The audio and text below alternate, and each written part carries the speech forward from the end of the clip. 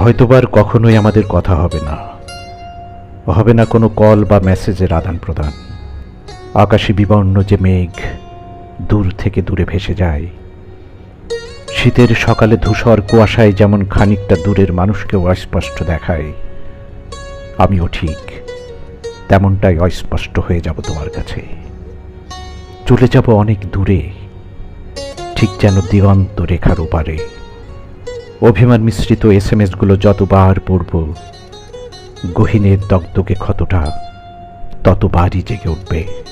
বিস্মৃতির অতলে তলিয়ে যেতে যেতেও তোমায় ভাবব, সত্যি বড্ড ছেলে মানুষ ছিলে তুমি। বর্ণমালার সংমিশ্রণে ভালোবাসি শব্দটি মুখে উচ্চারণ করলেই বুঝি ভালোবাসা বোঝানো হতো।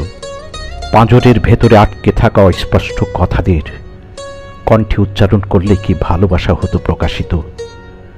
অনুভব মিশ্রিত আচরণের মন অনুভূতিতে কি ভালোবাসার তীব্রতা যায়নি বোঝানো, নাকি বুঝেও না বুঝার অভিনয় করেছ?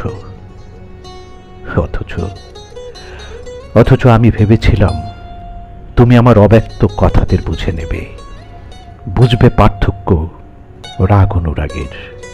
হয়তোবা আমি ভুল ছিলাম, তাই তো আমার এ নিঃশব্দ প্রস্থান।